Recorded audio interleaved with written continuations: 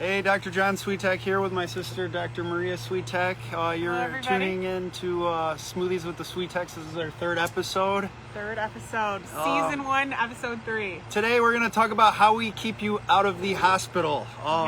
As always, Dr. Maria made some awesome smoothies. Cheers. Cheers. I'll mention the recipe at the end.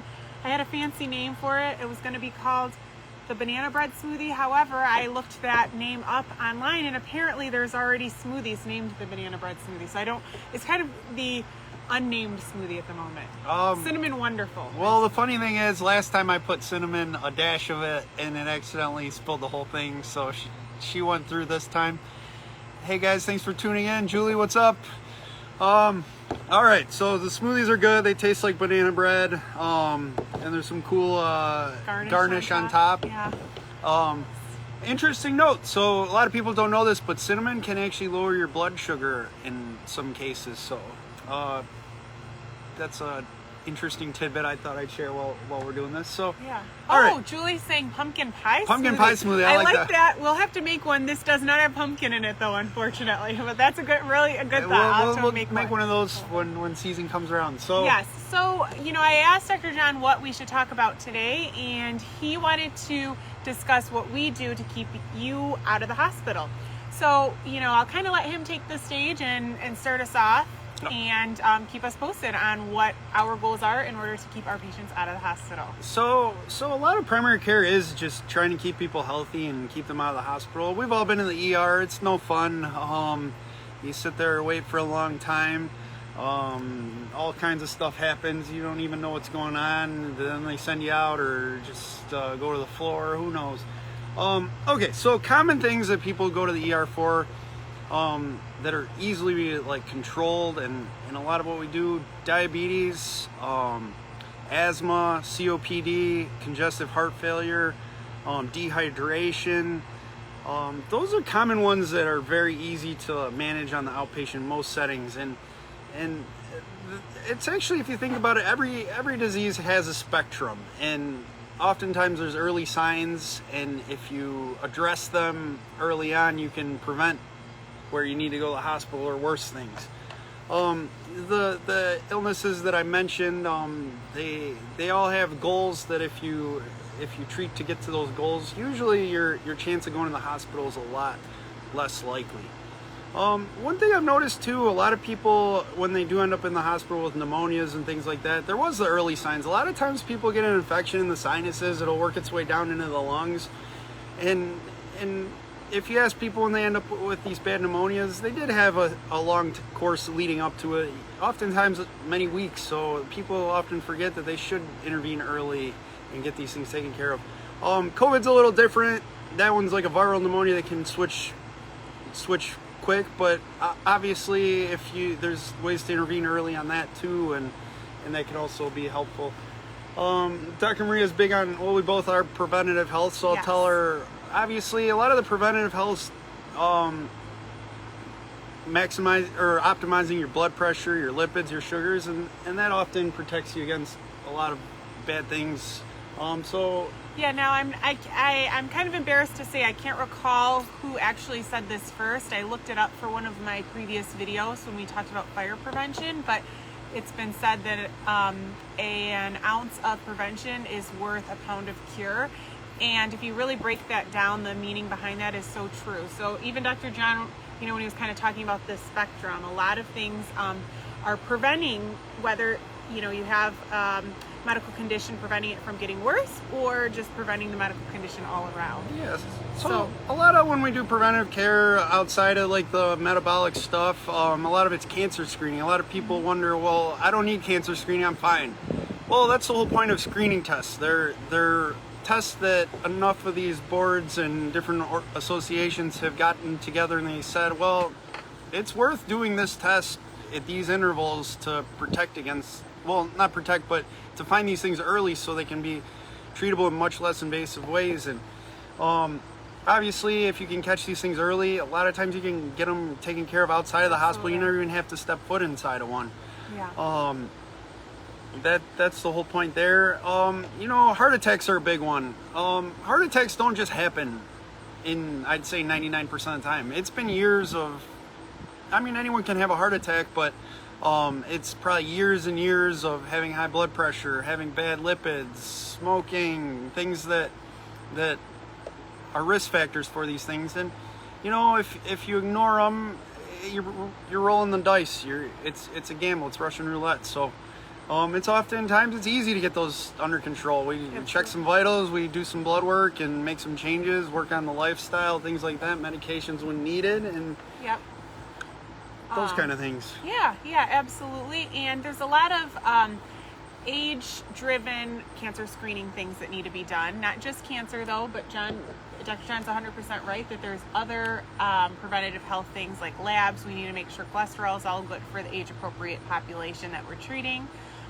Sugars, our standard labs, all of that.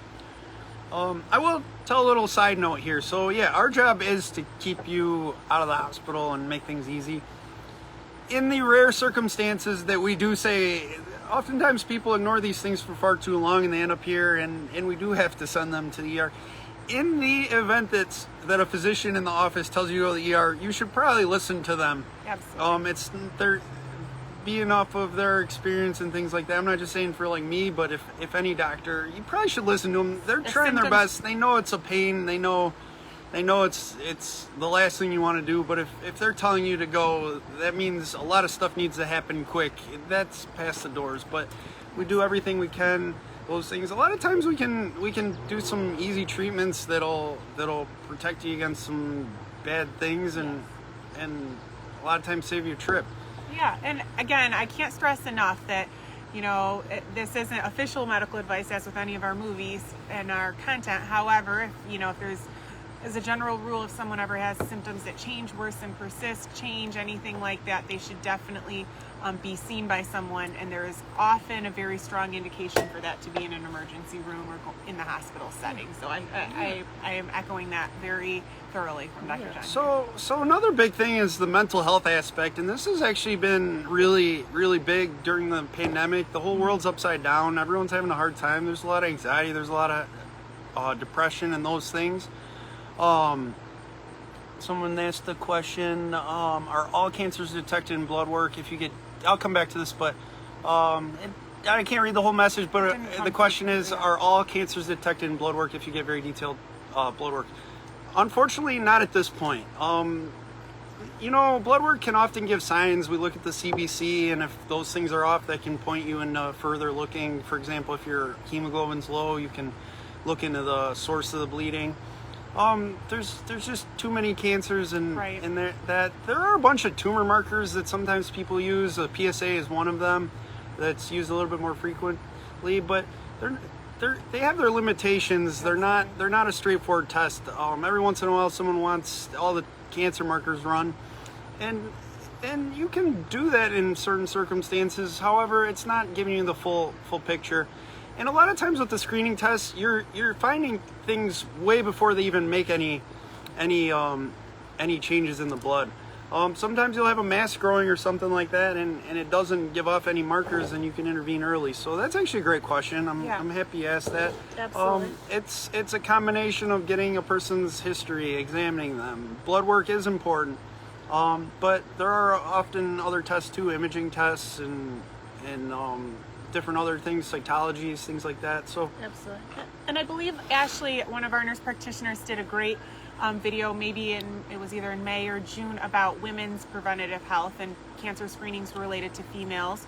And again, I can't remember off the top of my head all the topics she discussed, but I think she discussed like breast cancer screening, whether that be by mammogram or self-breast exam. Also cervical cancer screening, whether that be by pap smear, and otherwise important pelvic exams. So that kind of covers, there again are things that blood work is not all inclusive and all encompassing, but it definitely plays a big role in things. Yeah. Absolutely. I'm trying to think, what was I talking about before I answered that one? I got a lot of thoughts going at once. I know. This is a big topic. There's a lot of stuff to tackle out. So common things people go to the ER for, lacerations, things like that. We've done sutures in the office. That's no problem as long as they're not insane. A lot of people go to the ER for broken bones nowadays. We cast. It's a little bit less common these days, but a lot of times we can order an x-ray. You can avoid the ER that way. I don't know. There's a lot of things. I think our patients... mental health. Yeah, mental health, Okay. yes.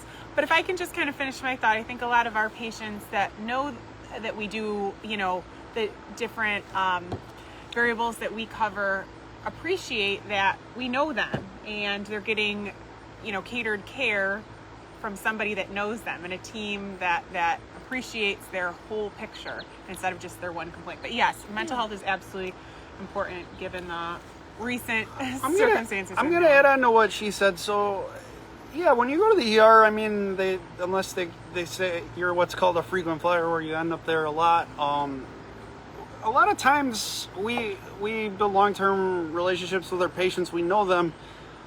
We pick up things when things just aren't right, or if someone, that's their norm kind of thing.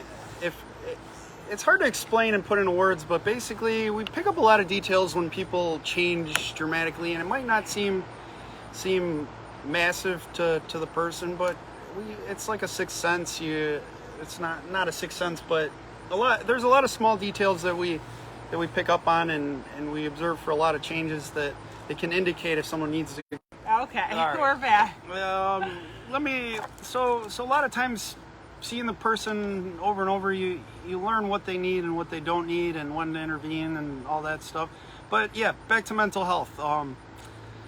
You know, I was just going back to that with the pandemic and everything. A lot of anxiety, depression is going it's going rampant. A lot of people are having breakdowns, things like that. A lot of times we've been able to intervene early, and the experience of going to the hospital for mental health, it's often not Challenging. It's challenging. They have a lot of great things in place, but if you can intervene on an outpatient basis, a lot of times the results are a lot better, and it's better for everyone. Trying to think. So we talked about some preventive care. We talked about some common things that we see. We do our best to keep people optimized, and you know, it definitely pays off. If you have a good primary care, whether it be your own or us, they keep you out of the hospital as best they can. Absolutely. So absolutely, and I think that's a pretty good overview there. So I'll kind of just circle back and share with you guys what I put for this recipe. As with any smoothie that we've talked about, everybody has their own unique dietary restrictions or dietary needs that are related to their own health narrative. So this smoothie might not be great for everybody. It's just what I made for us here today. Maria and her disclaimers again. But so don't do anything you're not supposed to do, and right. Yeah. So this, again, this smoothie that's unnamed, the Cinnamon Wonderful or Banana Bread. Again, I'm not stealing that name pumpkin from pie. anyone. Pumpkin pie, whatever you want to call it. It tastes like pumpkin pie. It does. Really good. Yeah, it's really good. It is. I used a cup of ice, 1 banana, an avocado. I used a small one, but then it ended up being a big avocado. 6 dates, so like dried dates. Don't make the mistake I made and get the ones with the pits in there, because like I had to dig them out and take the pits, so get like the pitted ones. 6 prunes, a half a cup of mixed nuts. I mixed some almonds, pecans, and walnuts. I don't know, is it pecan or pecan? I've heard both. Okay, so one of the Depends how fancy you are. Yeah, I don't know. Pecan. 2 cups of milk. When I first made it over a weekend, I practiced and I used almond milk, but this time I used cow's milk.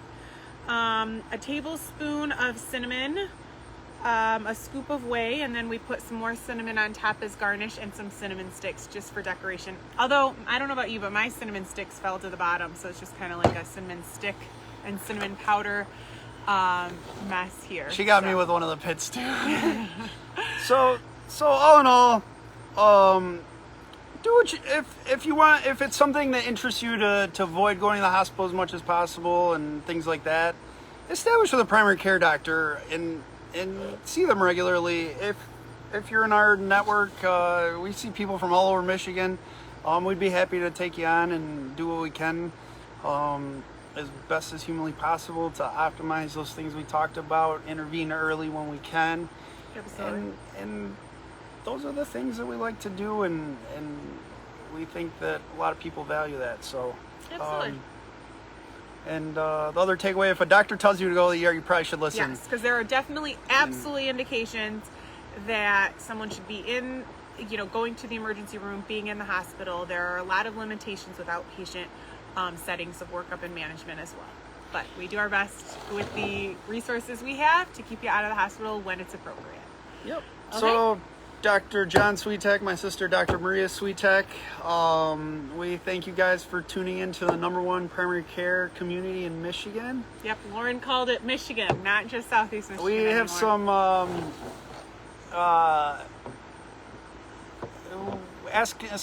Sonia's asking about thyroid health. I got a good one coming for that. Maybe we'll do that in the next couple of them. That one's always a good one. I got like a long form lecture on that, so tune in for that. Okay, cool. If you need a doc, we're here. Have a great day. Thanks for tuning in. A wonderful week too, everyone. Great week, and I hope this is helpful to you guys. Take care, everybody. Bye bye.